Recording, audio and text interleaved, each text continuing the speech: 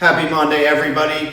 Hope your week's starting out well. As always, this is the Meristem weekly practice, helping us develop our inner selves so that we can model something different for the people we're working with. We're still in a different recording space, so we're still figuring that out. So I don't have the chalkboard, but we do have the infographic, so we're going to keep working off of that.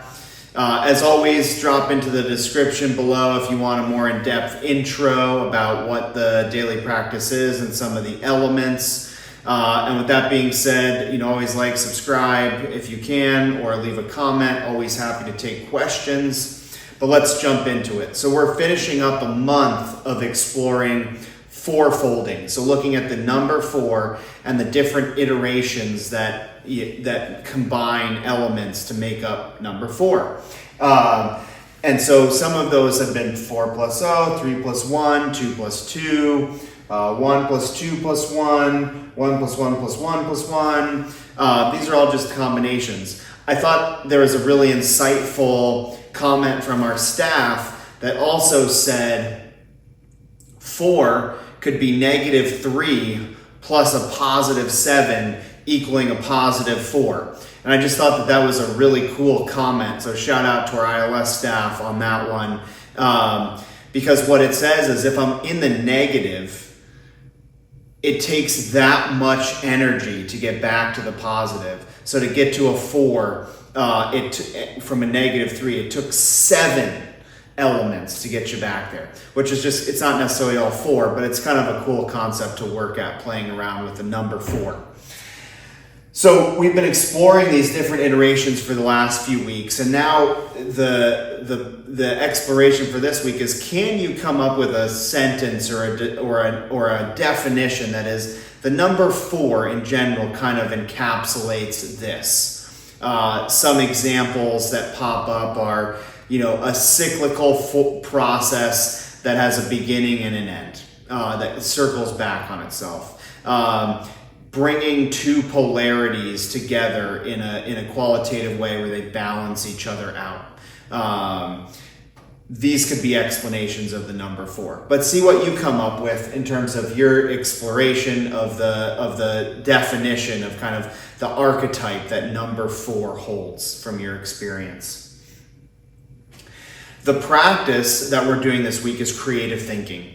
And so we're using creative thinking in trying to explore a different way to approach how we're engaging with the number 4.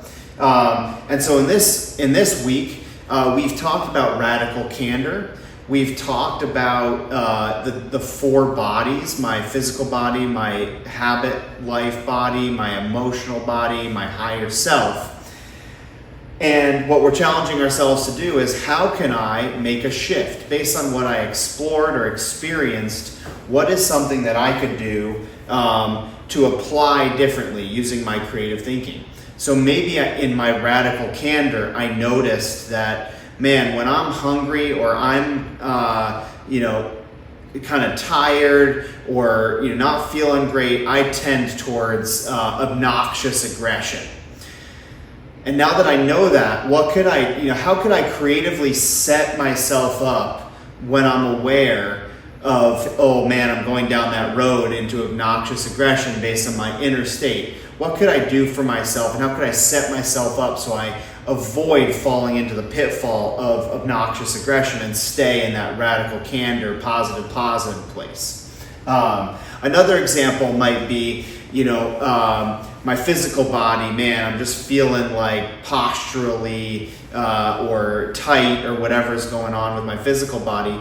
What if I found an exercise where I tried to shift my habit body by exploring doing something differently enough times, maybe 3 times, to see if that shifts my physical body in terms of how I'm feeling, whether it's a stretch, an exercise, whatever it is. Could that inform my habit body differently, or go back to do something that I know I do really well to kind of break out of where you might be stuck?